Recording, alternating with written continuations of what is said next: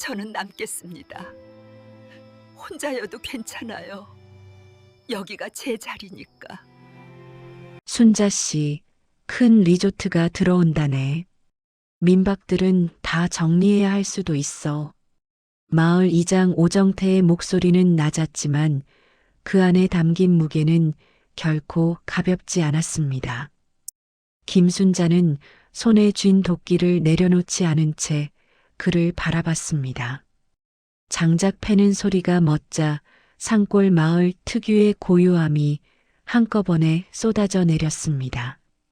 바람이 소나무 사이를 지나며 낮게 울었습니다. 나는 여기서 평생 살 거예요. 민박은 못 접어요. 그 말을 하는 순자의 얼굴은 단호했습니다. 그러나 오정태가 돌아서서 비탈길을 내려가는 뒷모습을 바라보는 동안 그 단호함 아래 어딘가가 조용히 흔들렸습니다.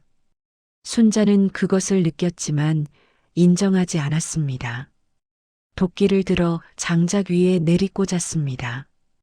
쩍 하는 소리가 산에 부딪혀 돌아왔습니다. 달빛 고개 민박집은 경상북도 봉화 깊은 산자락에 자리하고 있었습니다. 읍내에서 차로 40분, 그것도 포장이 제대로 안 된 산길을 굽이굽이 올라와야 닿을 수 있는 곳이었습니다.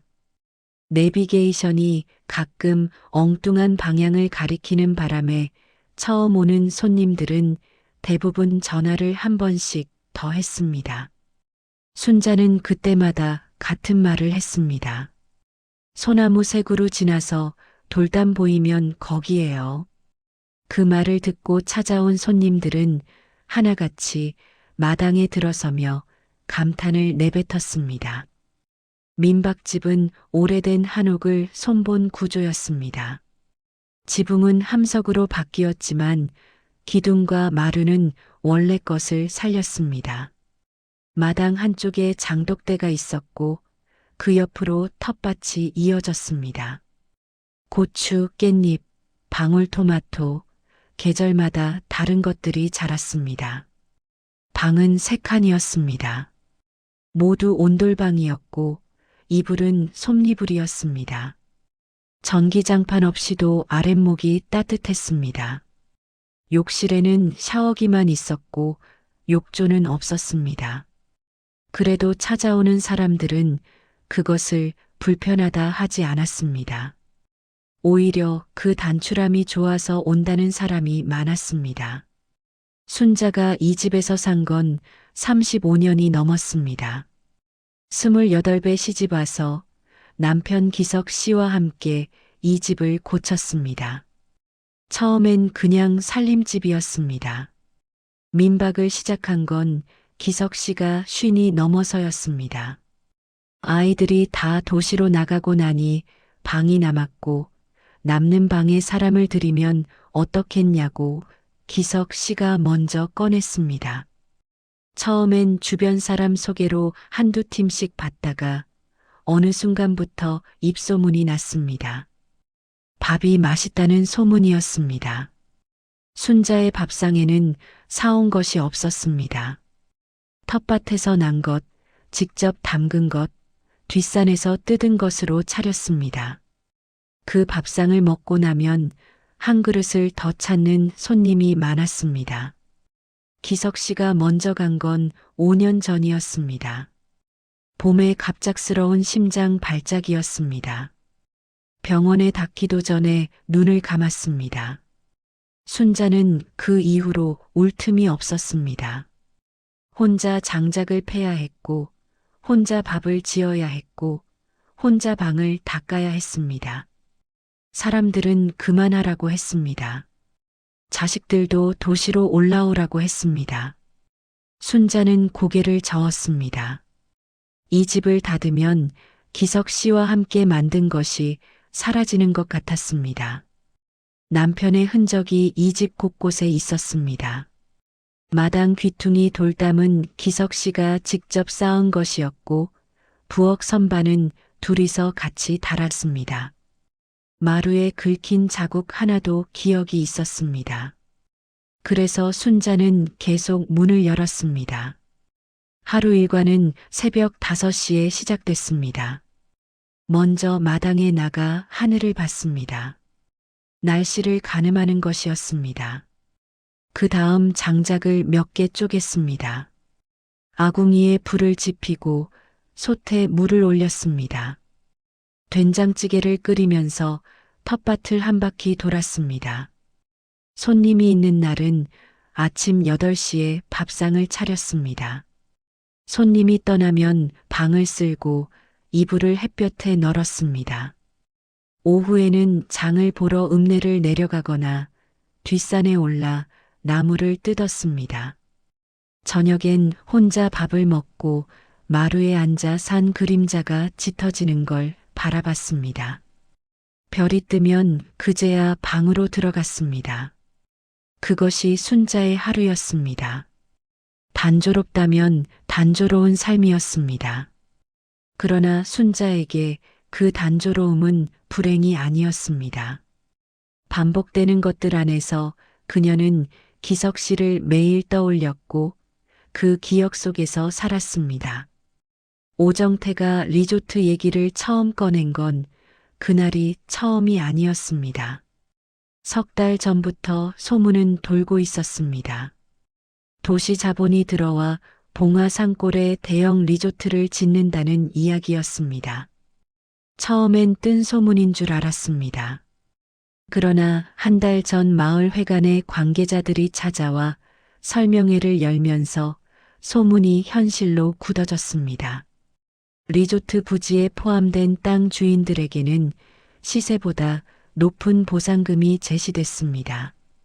마을 사람들은 술렁이기 시작했습니다. 민박집 3곳 중 2곳은 이미 협의에 들어갔다는 이야기가 들렸습니다. 그날 저녁 순자는 마루에 앉아 평소보다 오래 산을 바라봤습니다. 해가 지면서 산 능선이 붉게 물들었다가 어둠 속으로 가라앉았습니다. 바람이 마당을 가로질렀습니다. 장독 뚜껑이 덜컹거렸습니다. 순자는 마루 기둥에 손을 얹었습니다. 나무가 오래되어 표면이 매끄러웠습니다. 수십 년의 시간이 스며든 나무였습니다. 기석 씨가 사포질을 했던 기둥이었습니다. 그때 먼지가 날린다고 투덜댔던 기억이 났습니다. 순자는 손을 거두지 않은 채 눈을 감았습니다. 밤이 되자 산이 조용해졌습니다. 마을 어디선가 개 짖는 소리가 한 번 들렸다 사라졌습니다. 별이 하나둘 떴습니다. 달빛이 마당을 천천히 채워갔습니다. 이 집이 없어진다는 것이 어떤 의미인지 순자는 가슴으로는 알고 있었습니다. 그러나 머리는 아직 그 사실을 받아들이지 않으려 했습니다. 2가지가 충돌하는 자리에서 그녀는 그날 밤 쉽게 잠들지 못했습니다. 이튿날 아침 순자는 여느 때처럼 새벽 5시에 일어났습니다. 마당에 나가 하늘을 봤습니다. 구름이 없었습니다. 장작을 패면서 몸을 풀었습니다. 된장찌개를 끓이면서 텃밭을 한 바퀴 돌았습니다. 모든 것이 어제와 같았습니다. 그러나 무언가가 달랐습니다. 민박 예약 문자가 하나 와 있었습니다. 이름은 한지훈. 서울에서 내려온다고 했습니다. 사흘 일정이었습니다. 직업란에는 사진작가라고 적혀 있었습니다. 순자는 문자를 확인하고 핸드폰을 내려놓았습니다. 방 하나를 열어 이불을 펐습니다. 창문을 열었습니다. 산 공기가 방 안으로 밀려 들어왔습니다. 손님 받을 준비를 하는 동작이 여전히 익숙했습니다. 몸이 먼저 알았습니다. 그게 순자에게는 작은 위안이었습니다. 한지훈이 민박집 마당에 들어선 건 오후 3시가 넘어서였습니다. 경차 한 대에서 카메라 가방과 배낭을 내리는 모습이 창문 너머로 보였습니다. 도시 사람 특유의 차림새였습니다. 흰면 티셔츠에 카키색 바지, 운동화. 그러나 어딘가 지쳐 보이는 인상이었습니다. 마당에 들어서자마자 사방을 둘러보는 눈빛에는 피로와 호기심이 뒤섞여 있었습니다. 순자는 마루로 나왔습니다. 한지훈 씨 맞지요? 네, 안녕하세요. 잘 찾아왔습니다. 힘들지 않았어요? 길이 좀 험해서 3번 길 잃었어요. 그가 피식 웃었습니다. 민박집에 처음 오는 손님들이 늘 그러듯 마당을 한 바퀴 둘러보며 감탄하는 표정을 지었습니다. 그런데 다른 손님들과 조금 달랐습니다. 단순히 예쁘다거나 조용하다는 반응이 아니었습니다. 카메라 가방에서 손을 떼지 않은 채 빛이 들어오는 각도를 재듯 눈을 가늘게 뜨고 이곳저곳을 살폈습니다. 사진을 찍는 사람의 눈이었습니다. 방으로 안내하면서 순자는 짧게 집 구조를 설명했습니다. 색한 방 중 가장 넓은 방이었습니다. 창이 2개였고 하나는 텃밭 쪽을 바라봤고 다른 하나는 산을 향해 있었습니다. 지우는 산 쪽 창문을 열어 한참 바라봤습니다. 이 방 창으로 아침에 해 뜨는 게 보여요? 뒷산 위로 뜨죠. 여름엔 5시 반쯤이에요. 내일 일찍 일어나야겠네요. 저녁 밥상을 차리면서 순자는 별다른 기대를 하지 않았습니다. 사진작가라는 직업이 특별하게 느껴지지도 않았습니다. 그냥 도시에서 쉬러 내려온 손님 중 하나였습니다. 된장찌개와 나물 몇 가지, 계란말이, 직접 담근 깍두기를 내놓았습니다. 평소 밥상과 다를 게 없었습니다. 그런데 지우는 밥을 먹으면서 한동안 말이 없었습니다. 밥 한 공기를 다 비우고 나서야 입을 열었습니다. 이 된장찌개 어디서 사온 된장이에요?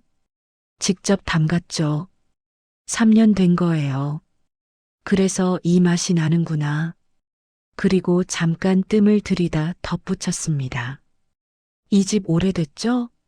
35년 넘었어요. 느껴져요. 그 말이 묘하게 걸렸습니다.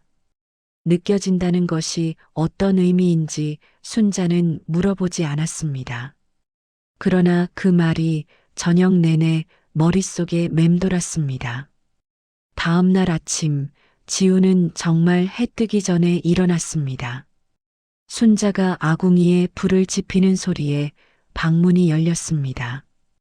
카메라를 목에 건 지훈이 마당으로 나왔습니다. 순자는 그를 보고 잠깐 멈췄다가 다시 장작을 집어들었습니다. 서로 말이 없었습니다. 해는 뒷산 위로 천천히 올라왔습니다. 붉은 기운이 산 능선을 물들이면서 마당으로 내려오는 동안 지우는 카메라를 들었다 내렸다를 반복했습니다. 셔터 소리가 간헐적으로 들렸습니다. 순자는 그쪽을 의식하지 않으려 했지만 자꾸 시선이 갔습니다. 그러다 문득 알아챘습니다. 지훈의 카메라가 산이 아닌 자신을 향하고 있었습니다. 찍어도 돼요? 목소리가 작고 조심스러웠습니다. 거절당할 걸 알면서도 묻는 사람의 말투였습니다. 순자는 손에 쥔 장작을 아궁이에 집어넣으며 말했습니다. 뭘 찍어요, 나를. 이 장면이요. 아침에 불 지피는 거. 이런 걸 본 적이 없어서요. 순자는 대답하지 않았습니다. 그것이 거절인지 허락인지 모를 침묵이었습니다. 지우는 카메라를 내렸습니다. 그리고 옆에 서서 아궁이 불이 살아나는 걸 가만히 바라봤습니다. 밥을 먹으면서 지훈이 말했습니다. 이 집 사라지면 안 될 것 같아요. 순자는 젓가락을 멈추지 않은 채 그를 봤습니다. 리조트 얘기 들었어요? 오면서 마을 입구에 현수막 있더라고요. 순자는 아무 말도 하지 않았습니다. 지훈도 더 말을 잇지 않았습니다. 두 사람은 묵묵히 밥을 먹었습니다. 그 침묵이 불편하지 않았습니다.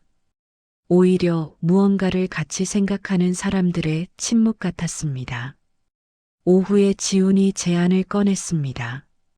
사장님, 여기서 지내는 하루하루를 제가 사진으로 기록해도 될까요?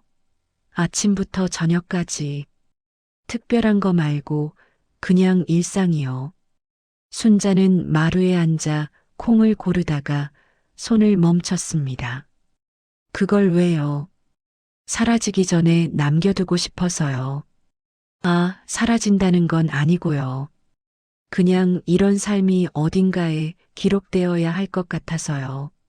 순자는 한동안 콩알을 바라봤습니다. 말이 없었습니다. 지우는 재촉하지 않았습니다. 마당에 바람이 불었습니다. 텃밭에 깻잎이 흔들렸습니다.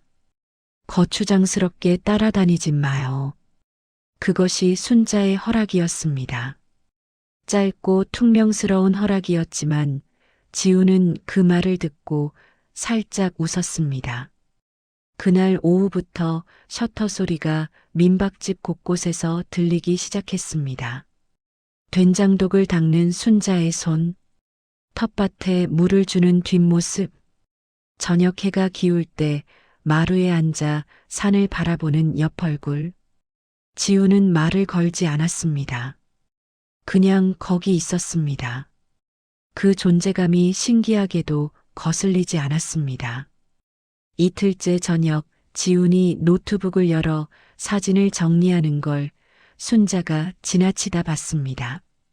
화면 속에 자신이 있었습니다. 아궁이 앞에 쪼그려 앉아 불을 지피는 모습이었습니다. 붉은 불빛이 얼굴에 닿아 있었습니다. 노인이라 하기엔 무언가 강인해 보이는 사람이 거기 있었습니다. 순자는 아무 말도 하지 않고 부엌으로 들어갔습니다. 그러나 그 사진이 한동안 머릿속을 떠나지 않았습니다. 자신이 이렇게 보인다는 것을 오랜만에 깨달았습니다. 아니, 처음 깨달았는지도 몰랐습니다. 35년을 이 집에서 살면서 자신의 모습을 제대로 본 적이 없었습니다. 사흘째 아침 지훈이 떠나기 전에 말했습니다. 사장님, 사진 올려도 될까요? SNS에요. 상업적 목적 없고요. 그냥 이런 곳이 있다고 알리고 싶어서요. 순자는 잠깐 생각했습니다. 올리지 말아요. 네. 올리면 사람이 많이 오잖아요. 그게 싫으세요? 순자는 대답하지 않았습니다. 지우는 차에 짐을 싣다가 멈춰서서 말했습니다. 한 달 뒤에 또 와도 될까요? 순자는 마당에 서서 그를 봤습니다. 방 비면 오죠. 차가 산길을 내려가는 소리가 멀어졌습니다. 순자는 그 자리에 한동안 서 있었습니다. 마당이 다시 조용해졌습니다. 하지만 사흘 전의 조용함과는 무언가가 달랐습니다. 비어있는 느낌이 조금 줄어든 것 같았습니다. 지훈이 떠난 뒤로 마을이 빠르게 달라지기 시작했습니다. 공사 장비가 들어온 건 그로부터 2주 뒤였습니다. 포클레인 2대가 마을 어귀를 통과하는 소리에 순자는 마당에서 손을 멈췄습니다.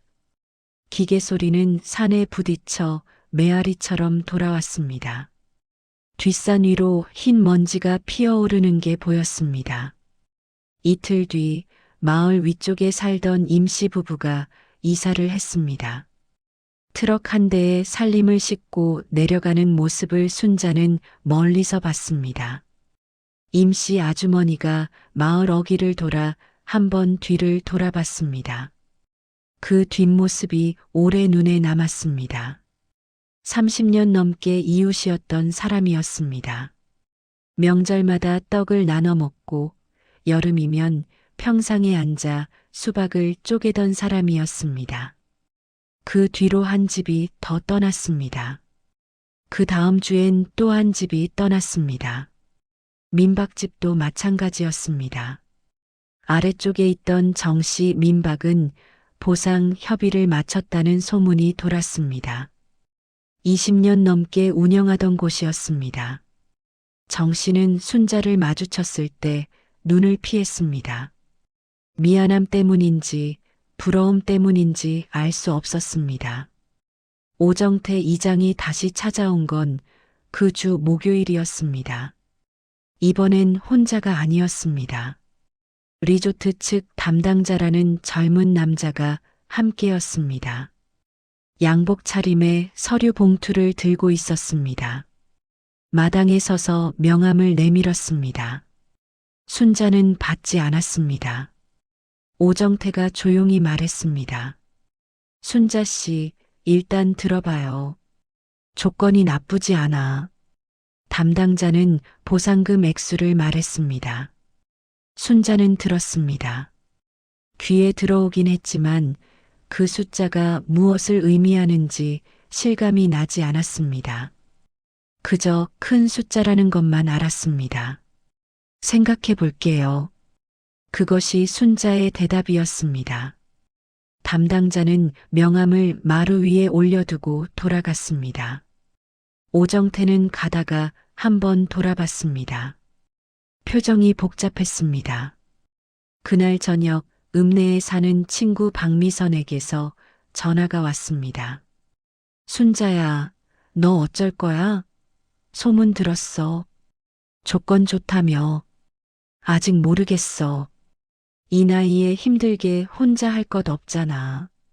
도시 나와서 편하게 살아. 편한 게 뭔데? 순자의 목소리가 낮아졌습니다. 미선은 잠깐 침묵했다가 말했습니다.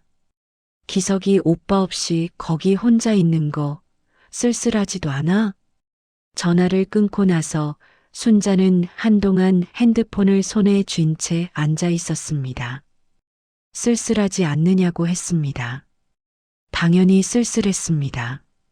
겨울 아침에 혼자 아궁이 앞에 앉아 있을 때 기석 씨가 늘 그 옆에 앉아서 손을 녹이던 것이 생각났습니다. 밥상을 차릴 때 두 사람분을 습관적으로 놓다가 멈추는 날이 아직도 있었습니다. 그것이 쓸쓸함이 아니고 무엇이겠습니까? 그러나 그 쓸쓸함이 이 집을 떠나야 할 이유는 아니었습니다. 며칠 뒤 공사가 본격적으로 시작됐습니다. 굴착기 소리가 종일 이어졌습니다. 민박집 창문을 닫아도 진동이 느껴졌습니다. 뒷산에서 흙이 흘러내리는 모습이 보였습니다. 순자는 그 소리를 들으며 밥을 짓고 텃밭에 물을 줬습니다. 손님이 뚝 끊겼습니다. 공사 소음 때문에 예약이 취소됐습니다. 한 팀이 취소하고 또 한 팀이 취소했습니다. 한 주가 통째로 비었습니다. 민박 수입이 없으면 관리비와 생활비를 어떻게 충당해야 할지 순자는 계산하고 싶지 않았지만 어쩔 수 없이 계산하게 됐습니다.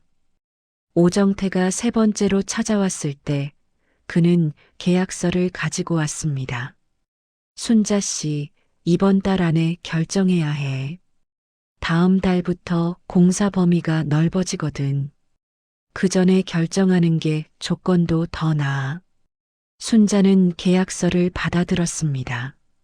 서류는 여러 장이었습니다. 법적 용어들이 빼곡했습니다. 순자는 그것을 읽는 척했지만 눈에 들어오지 않았습니다. 마지막 장에 도장을 찍는 칸이 있었습니다. 비어있는 네모 칸이었습니다. 순자는 도장을 꺼냈습니다. 손이 그 위에서 멈췄습니다. 부엌 창문 너머로 텃밭이 보였습니다.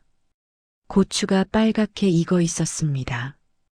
기석 씨가 심은 고추 품종이었습니다. 매운 걸 좋아하지 않으면서도 고추 농사는 꼬박꼬박 챙기던 사람이었습니다. 손님들한테 드려야 한다며 마루 기둥에 흐릿하게 새겨진 글씨가 눈에 들어왔습니다. 기석 씨가 먼저 간 해에 순자가 새겨둔 것이었습니다. 나무를 긁은 자국이었습니다. 글씨라기보다는 기호에 가까웠습니다. 그러나 그것이 무엇을 의미하는지 순자는 알았습니다. 도장이 떨렸습니다. 찍히지 않았습니다. 오정태가 조심스럽게 말했습니다. 오늘 안 해도 돼. 생각해봐. 순자는 계약서를 접었습니다. 도장을 도장집에 다시 넣었습니다. 아무 말도 하지 않았습니다. 그날 밤 굴착기 소리가 멈춘 뒤에 고요 속에서 순자는 오래 누워 있었습니다. 잠이 오지 않았습니다. 천장을 바라보며 이 집에서 보낸 날들을 더듬었습니다. 기석 씨와 처음 이 방에서 잠들던 날, 아이들이 태어나던 날, 손님들과 마당에서 밥을 먹던 여름밤들, 기억은 끝이 없었습니다. 그리고 그 기억이 끝나지 않는 한 이 집을 떠난다는 것도 쉽지 않았습니다. 지훈이 다시 내려온 건 약속한 한 달 뒤였습니다. 이번엔 차 트렁크에 짐이 많았습니다. 카메라 장비가 늘어 있었고 조명 장치 같은 것도 보였습니다. 마당에 들어서며 그는 먼저 민박집 상태를 살폈습니다. 달라진 것들을 눈으로 확인하는 듯 했습니다. 뒷산 위로 공사 현장이 보였고 굴착기 소리가 멀리서 들렸습니다.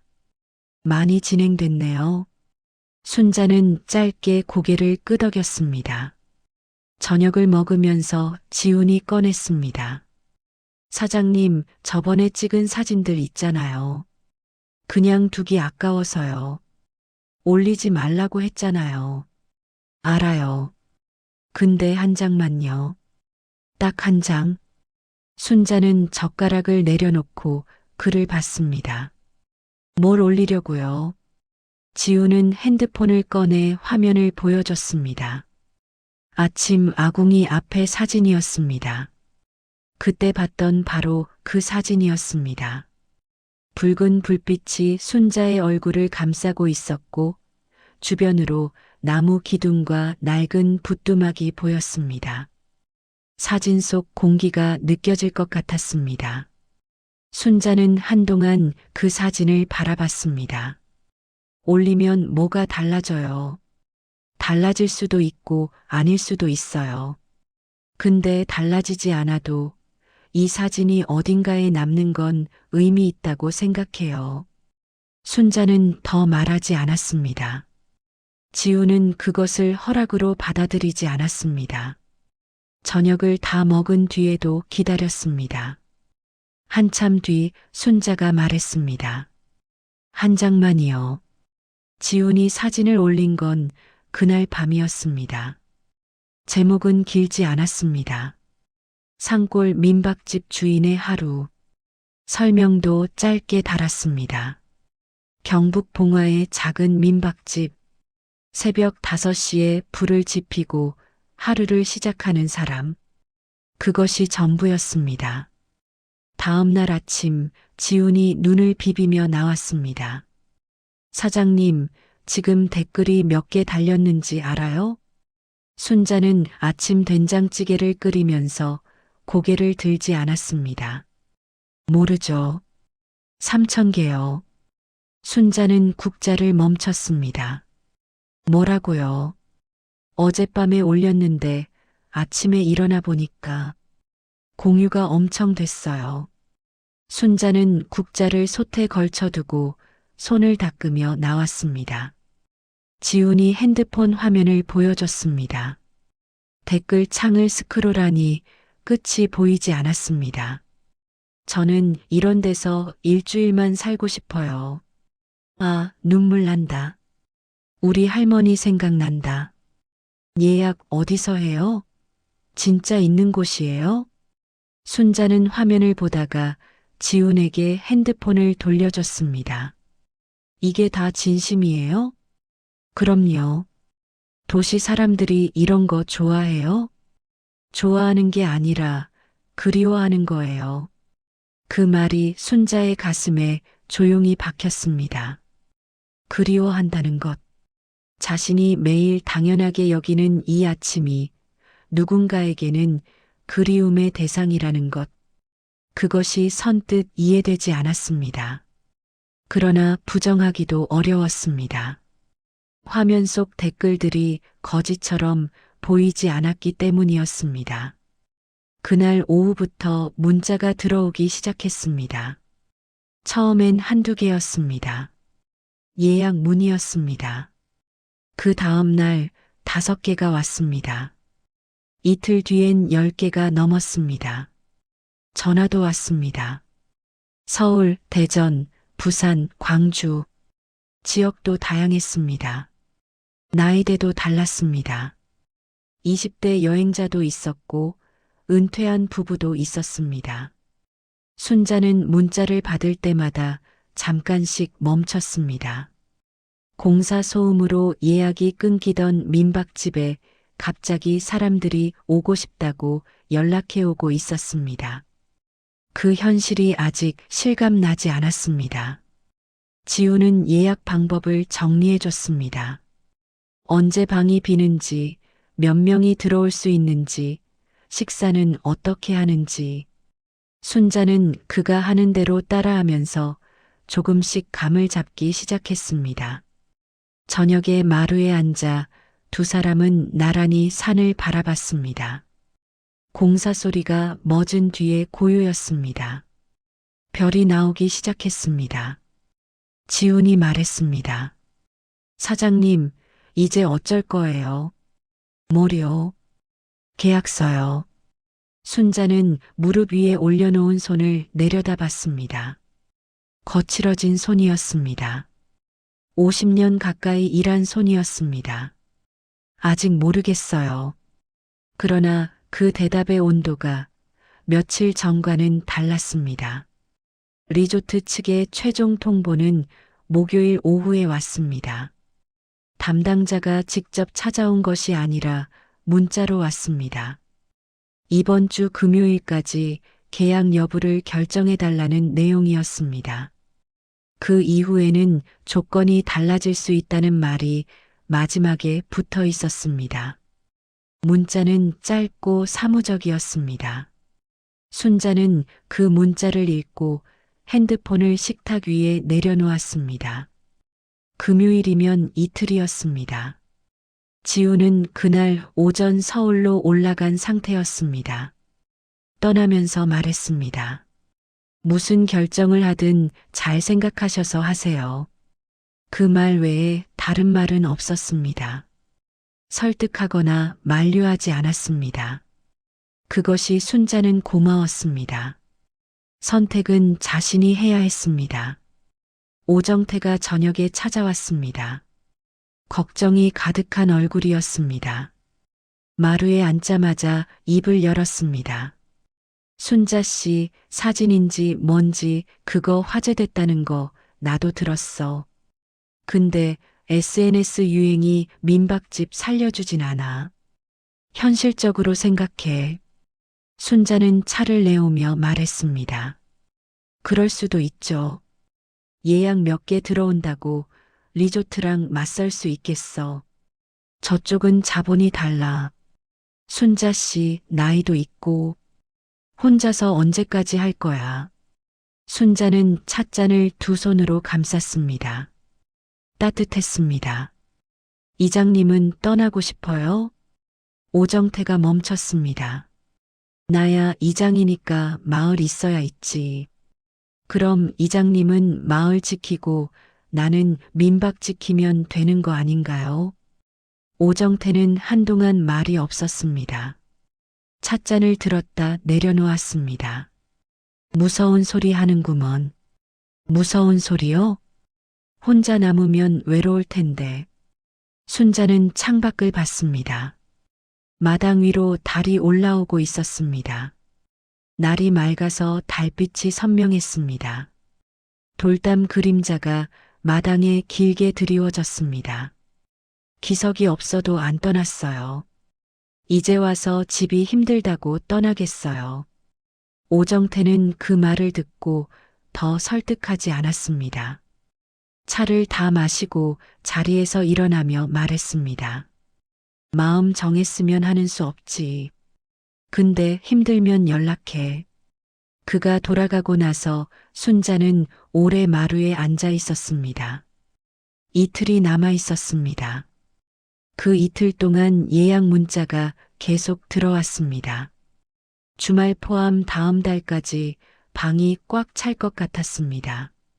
그러나 순자는 그것만으로 결정하고 싶지 않았습니다. 손님이 많아진다는 것은 현실의 숫자였습니다. 자신에게 필요한 것은 숫자가 아니라 이유였습니다. 다음 날 순자는 뒷산을 올랐습니다. 기석 씨가 자주 오르던 길이었습니다. 경사가 급하지 않아 중간쯤에 너럭바위가 있었고 거기서 마을 전체가 내려다 보였습니다. 두 사람이 나란히 앉아 저녁을 보곤 했습니다. 기석 씨가 나무 이름을 알려주던 자리였습니다. 순자는 이름을 다 기억하지 못했지만 그 자리는 정확히 기억하고 있었습니다. 너럭바위에 앉아 내려다봤습니다. 민박집 지붕이 보였습니다. 텃밭이 보였습니다. 마당 장독대가 작게 보였습니다.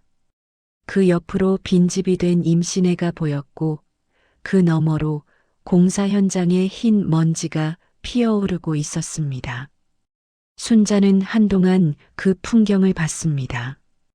기석 씨가 뭐라 했을까 생각했습니다. 아마도 내가 하고 싶은 대로 해 라고 했을 것이었습니다. 기석 씨는 언제나 그랬습니다. 결정을 내려주는 사람이 아니라 결정할 수 있게 기다려주는 사람이었습니다. 산에서 내려오는 길에 마음이 정해졌습니다. 굳이 어느 순간이라고 꼽을 수 없었습니다. 올라갈 때는 흔들렸고 내려올 때는 흔들리지 않았습니다. 그 사이 어딘가에서 결정이 내려진 것이었습니다. 금요일 오후 마을 회관에서 주민 모임이 있었습니다. 리조트 측 관계자도 나왔고 아직 남아있는 주민 몇 명이 앉아 있었습니다. 오정태가 사회를 받습니다. 보상 절차 마무리에 대한 이야기가 오갔습니다.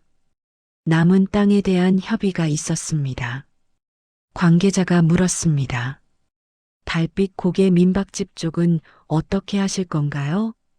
순자는 의자에 앉은 채 말했습니다. 저는 남겠습니다. 회관이 조용해졌습니다. 관계자가 말을 이으려 했습니다. 순자가 먼저 말했습니다. 계약서 드릴게요. 그녀는 가방에서 계약서를 꺼냈습니다. 도장을 찍지 않은 채 그대로 보존되어 있던 서류였습니다. 관계자에게 돌려줬습니다. 제 결정입니다. 오정태가 순자를 봤습니다. 그 눈빛에는 걱정과 존중이 동시에 담겨 있었습니다. 주민 중 한 명이 낮게 탄식하는 소리를 냈습니다. 순자는 그 소리들을 듣지 않은 척했습니다. 회관을 나서는데 바람이 불었습니다. 봄이 아직 채우지 않은 봉화의 바람은 차가웠습니다. 순자는 걷다가 멈춰 하늘을 올려다봤습니다. 구름이 흘러가고 있었습니다. 해가 구름 뒤로 들어갔다가 다시 나왔습니다. 두려운지 누가 묻는다면 두렵다고 답할 것이었습니다. 그러나 그날 밤 민박집 마당에 나가 하늘을 올려다봤을 때 별이 가득했습니다. 봉화의 밤하늘은 도시에서는 볼 수 없는 하늘이었습니다. 별이 층층이 있었습니다.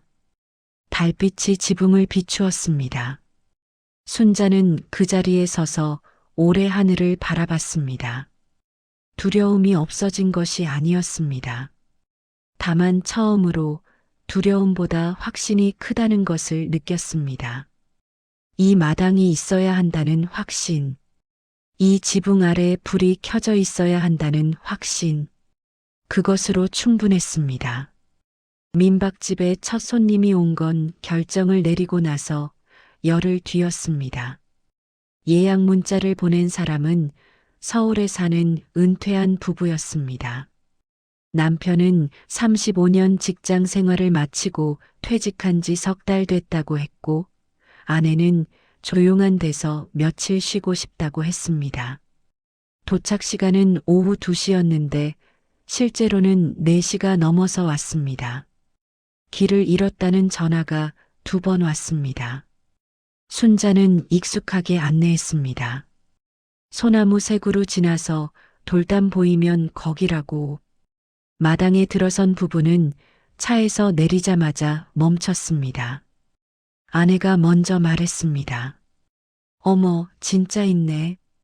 남편은 산을 한 바퀴 둘러보더니 크게 숨을 들이쉬었습니다. 그 모습이 도시에서 오래 숨을 참다가 처음 내쉬는 사람 같았습니다.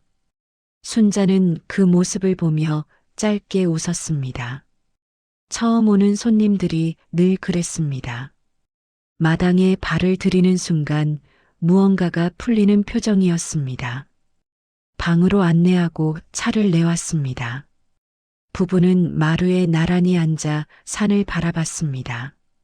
굴착기 소리가 멀리서 들려왔지만 그것이 이 마루까지 오는 데는 시간이 걸렸습니다. 바람이 먼저 왔고 소나무 냄새가 먼저 왔습니다. 아내가 물었습니다. 사장님, 여기 얼마나 되셨어요? 35년 넘었어요. 혼자 하세요? 네. 아내가 잠깐 순자를 바라봤습니다. 뭔가를 더 물어보려다가 멈췄습니다. 대신 찻잔을 두 손으로 감싸며 산 쪽으로 눈을 돌렸습니다. 저녁 밥상을 차렸습니다. 텃밭에서 뜯은 쑥으로 된장국을 끓였습니다. 묵은지를 꺼내 참기름에 묻혔습니다.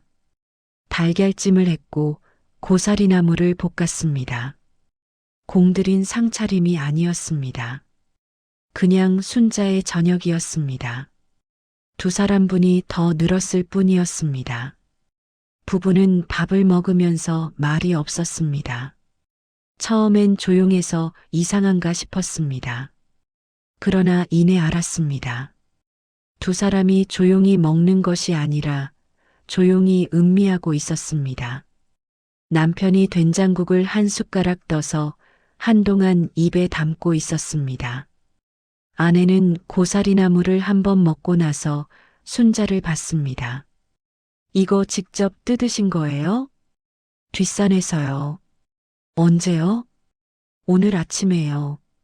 아내가 젓가락을 내려놓으며 눈이 붉어졌습니다. 남편이 옆에서 등을 살짝 두드렸습니다. 순자는 못 본 척 국을 더 떠줬습니다.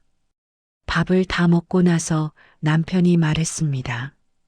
우리가 결혼하고 처음 먹어본 맛이에요, 이게. 순자는 그 말의 의미를 정확히 이해하지 못했습니다. 그러나 그 말이 단순한 칭찬이 아니라는 것은 알았습니다. 부부는 사흘을 머물렀습니다. 첫날은 마루에서 쉬었습니다. 둘째 날은 순자를 따라 뒷산을 조금 올랐습니다. 셋째 날 아침에는 남편이 혼자 일찍 일어나 마당에서 한동안 서 있었습니다.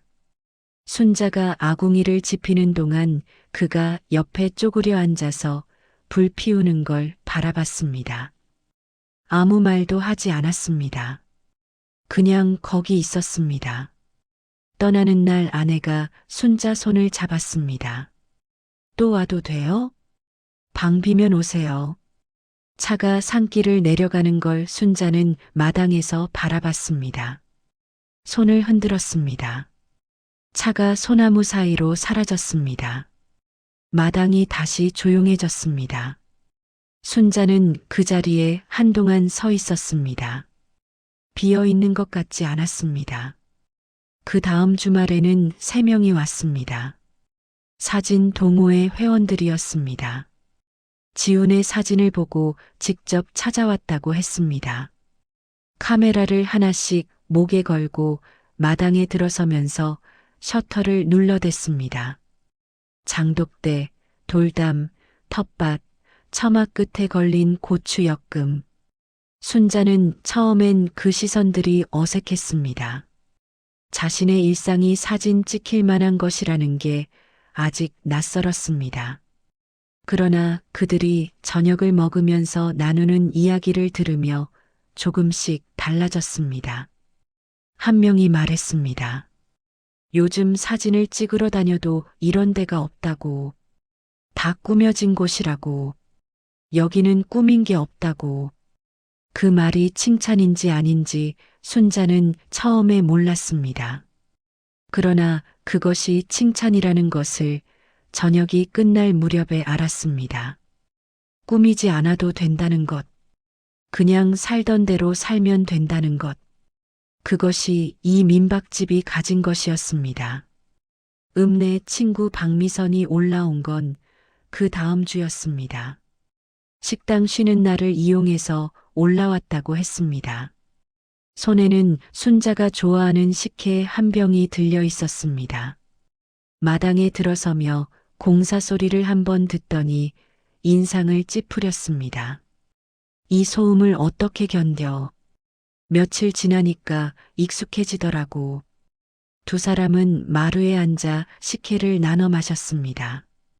미선은 달라진 민박집 분위기를 살피며 물었습니다. 손님이 진짜 오고 있어? 다음 달까지 방이 찼어. 미선이 눈을 크게 떴습니다. 진짜로? 응. 미선은 잠시 말이 없었습니다. 식혜를 한 모금 마시더니 마당을 둘러봤습니다. 텃밭에 쑥이 올라오고 있었고 장독 뚜껑 위에 햇볕이 내려앉아 있었습니다. 순자야, 나 솔직히 말할게. 해봐. 너 남겠다고 했을 때 나는 그게 고집인 줄 알았어. 기석이 오빠 때문에 못 떠나는 거라고 생각했어. 근데 지금 보니까 그게 아닌 것 같아. 순자는 식혜병을 내려놓으며 봤습니다. 뭐가 다른데? 고집은 혼자 버티는 거잖아. 근데 너는 사람을 불러들이고 있잖아. 그 말이 순자의 가슴에 천천히 내려앉았습니다. 사람을 불러들인다는 것. 자신이 그것을 하고 있었다는 생각을 해본 적이 없었습니다. 그냥 문을 열고 있었을 뿐이라고 생각했습니다. 그런데 미선의 말을 듣고 나니 문을 여는 것이 이미 대단한 일이라는 것이 느껴졌습니다. 미선이 돌아가면서 말했습니다. 나 다음 달에 또 올게. 손님으로. 순자가 웃었습니다. 방 비면 와. 미선이 웃으며 비탈길을 내려갔습니다. 순자는 그 뒷모습을 보다가 마당으로 돌아왔습니다. 저녁 준비를 해야 했습니다. 오늘은 혼자 먹는 저녁이었지만 내일은 손님이 왔습니다. 부엌에 들어가 된장찌개 재료를 꺼내면서 순자는 처음으로 생각했습니다. 이 일이 외롭지 않다는 것을. 기석 씨와 함께 시작한 일이었습니다. 그러나 이제 이 일은 순자 혼자가 아닌 찾아오는 사람들과 함께 이어지고 있었습니다. 그 사람들 각각이 다 달랐지만 이 마당에 들어서는 순간 비슷한 얼굴을 했습니다. 뭔가 내려놓는 얼굴이었습니다. 그 얼굴들을 보는 것이 이 일을 계속하게 하는 이유였습니다. 리조트가 완공된 건 2달 뒤였습니다. 멀리서 봐도 크고 깔끔한 건물이었습니다. 주차장이 넓었고 외관이 현대적이었습니다. 개장 첫 주말에 마을 어귀까지 차가 늘어섰습니다. 순자는 그 광경을 마당에서 바라봤습니다. 두려울 줄 알았습니다. 그런데 두렵지 않았습니다. 리조트가 열리고 열흘쯤 지났을 때 뜻밖의 연락이 왔습니다. 리조트 측 담당자였습니다. 그 계약서를 들고 왔던 양복 차림의 젊은 남자였습니다. 이번엔 양복이 아닌 캐주얼 차림이었습니다. 마당에 들어서며 조심스럽게 인사를 했습니다. 사장님, 잠깐 말씀 나눌 수 있을까요? 순자는 마루에 앉으라고 했습니다. 그가 꺼낸 이야기는 예상 밖이었습니다. 리조트를 찾은 손님 중 일부가 진짜 산골 체험을 원한다는 수요가 있다고 했습니다. 직접 불 피워보기, 나물 뜯기, 된장찌개 만들기. 리조트 시설에서는 제공하기 어려운 프로그램이었습니다. 그것을 달빛 고개 민박집과 연계해서 운영할 수 있겠냐는 제안이었습니다. 순자는 잠자코 들었습니다. 리조트 손님 중에 원하는 분들이 여기로 오는 거예요. 반나절이나 하루 프로그램으로요. 수익은 사장님 쪽이 갖고요. 왜요? 저희 쪽도 프로그램이 다양해지고 사장님 쪽도 손님이 더 오시고 서로 좋잖아요. 순자는 마당을 내려다봤습니다. 텃밭에 쑥이 무성했습니다. 장독대가 햇볕을 받고 있었습니다. 돌담 위로 이름 모를 풀이 올라오고 있었습니다. 생각해 볼게요. 담당자가 돌아가고 나서 순자는 오정태에게 전화를 했습니다. 이장님, 리조트에서 연계 프로그램 제안이 왔어요. 오정태가 잠깐 침묵했습니다. 순자 씨, 당신은 도대체 어떻게 된 사람이야? 왜요? 맞서 싸울 줄 알았더니 같이 가자고 악수하는 거야, 저쪽이.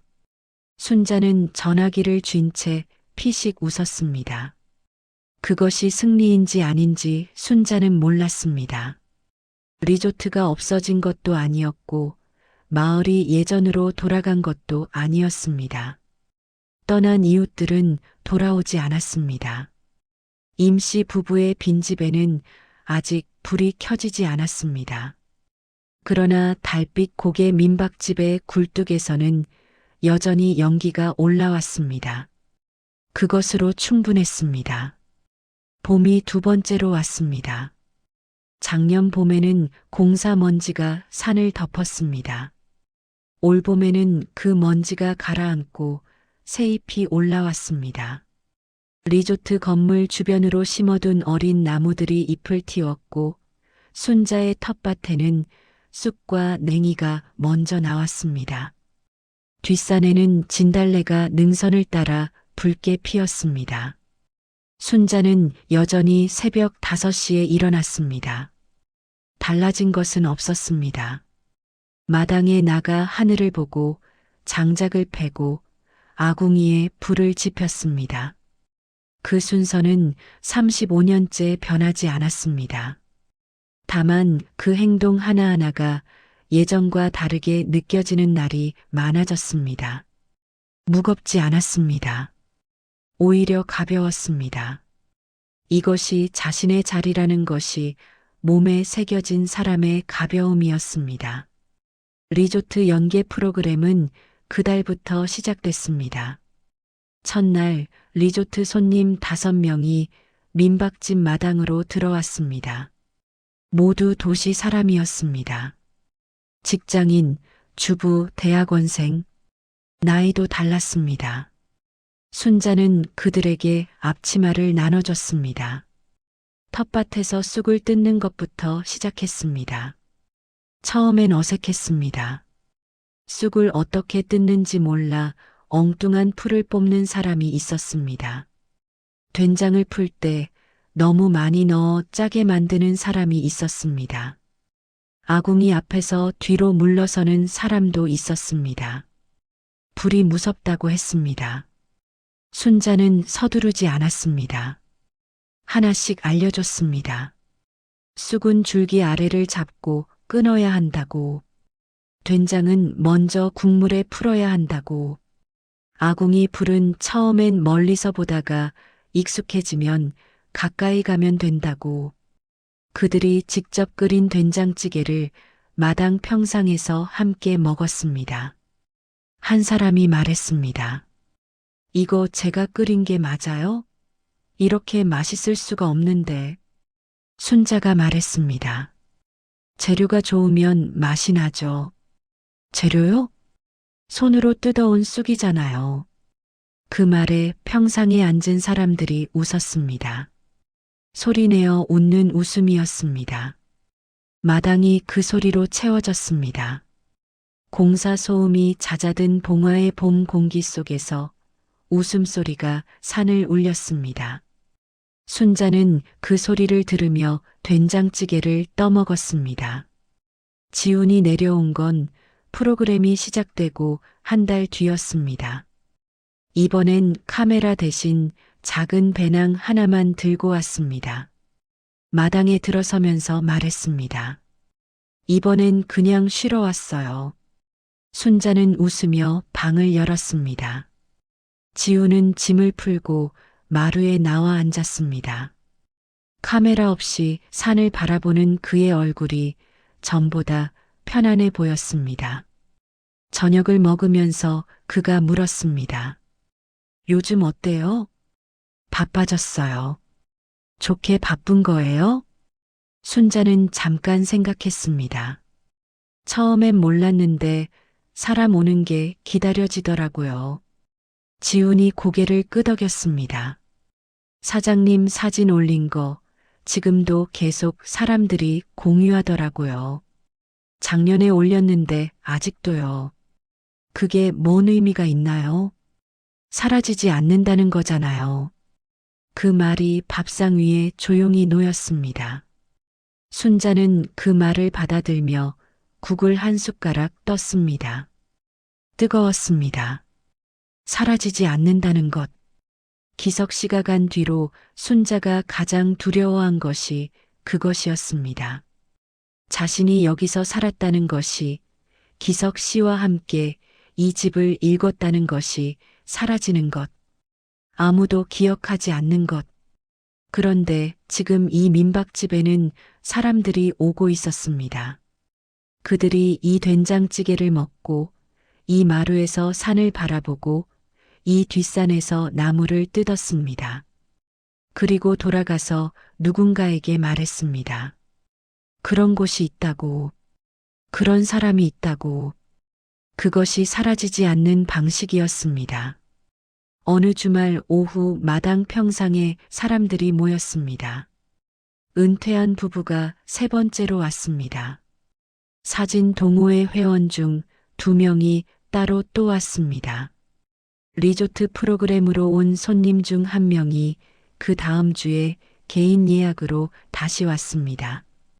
박미선이 말한 대로 손님으로 올라온 날이기도 했습니다. 평상에 6명이 앉았습니다. 순자가 막걸리를 한 주전자 내왔습니다.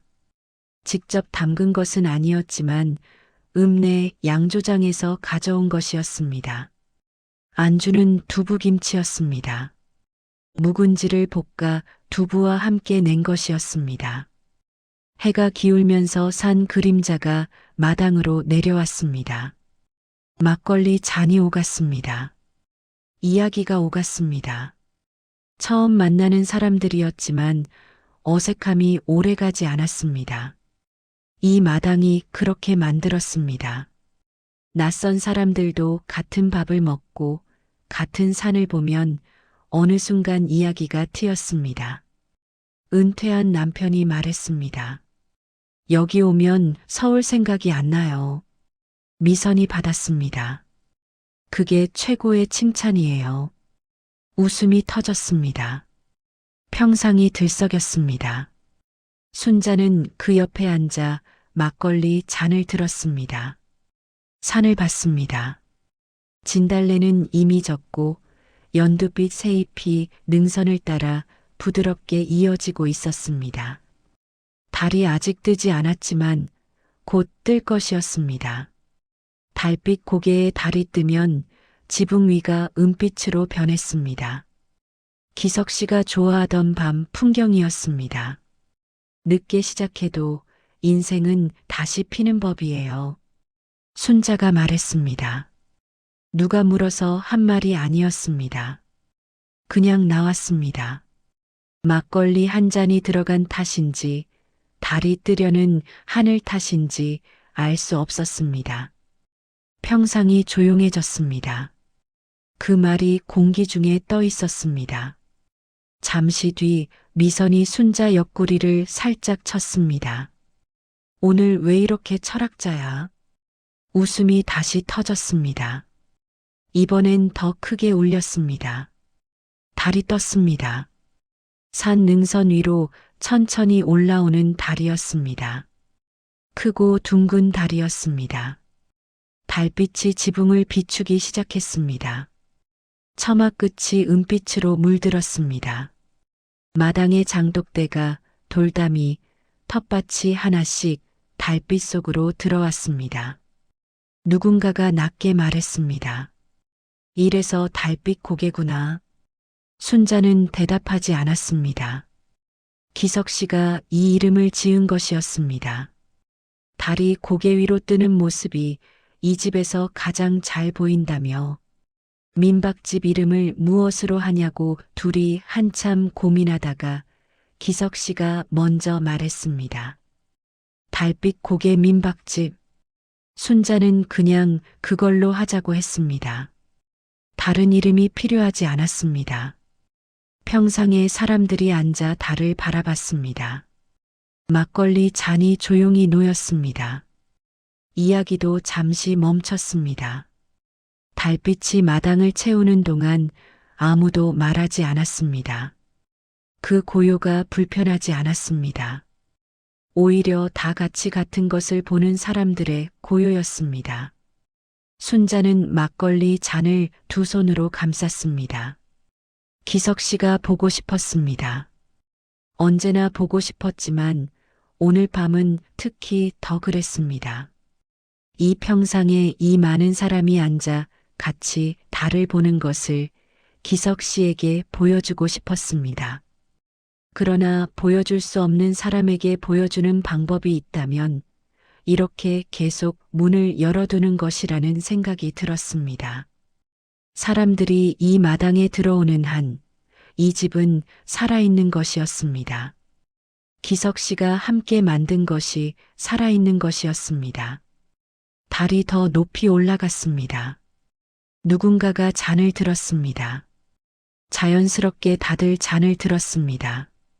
건배 소리 같은 것은 없었습니다. 그냥 잔이 달빛 속에서 한 번씩 들렸다 내려왔습니다. 순자도 잔을 들었습니다. 마당을 한 바퀴 천천히 눈으로 돌았습니다. 아궁이, 장독대, 돌담, 텃밭, 처마, 마루 기둥. 35년의 것들이었습니다. 낡았지만 단단한 것들이었습니다. 그리고 이 평상에 앉아 달을 보는 사람들. 오늘 처음 만난 사람도 있었고 여러 번 온 사람도 있었습니다. 다 달랐지만 지금 이 순간만큼은 같은 것을 보고 있었습니다. 순자는 잔을 천천히 내렸습니다. 막걸리가 담담하게 넘어갔습니다. 여전히 아침마다 장작을 패야 했습니다.